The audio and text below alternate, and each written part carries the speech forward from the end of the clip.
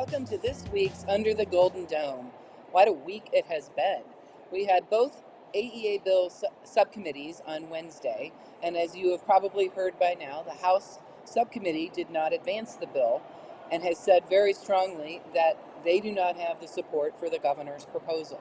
The Senate subcommittee did move their bill forward, but also indicated at the very same time that there's going to be a lot more input and work done on it before it passes on the Senate floor. Now, keep in mind that we have 2 weeks until the first funnel deadline, which means that a bill has to have come out of a committee in one chamber to remain alive. Clearly, there's not going to be a bill coming out of the House Education Committee at this point, but I anticipate we'll see the bill come out of Senate Education, but I don't anticipate that being the end of the conversation. So what else is going on at the Capitol besides the AEA bill? Well, apparently we're going to delay the setting of SSA. And from a practical standpoint, I can kind of understand why. Legislators are looking at a lot of unknowns. They don't know what the AEA final bill is going to be and how much money it might save state government, which means more money in the coffers to spend on SSA.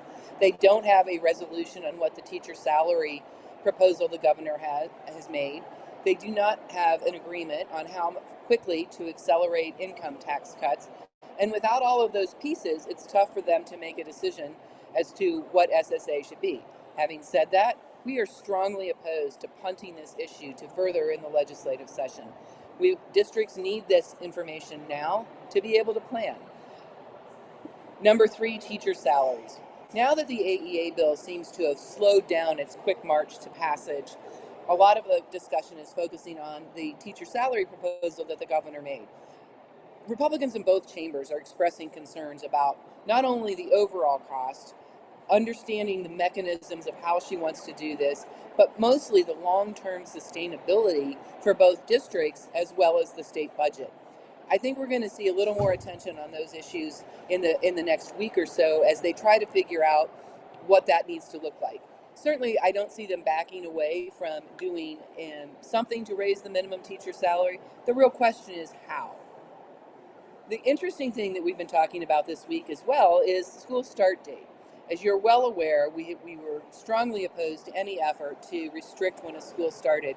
And legislators have been hearing a lot from their local districts and boards about the fact that we're in a unique situation for the next 2 years because of the state fair ending a lot earlier. So there's a lot of attention, including from the top, about giving us a little more flexibility.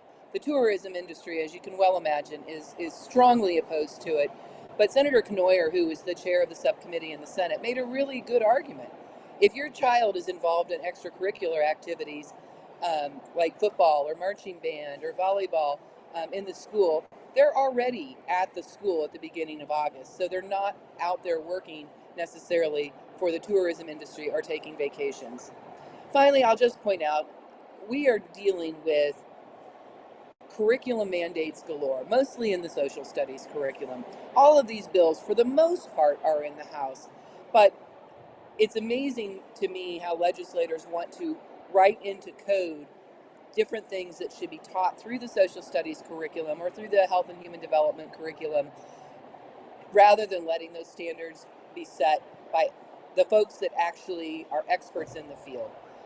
Don't know what the end goal is going to be with all of those, but I just want you to be aware that there's a strong desire by the legislature to basically write what you will teach in a classroom. Keep in mind, we have our Day on the Hill coming up on February 13th.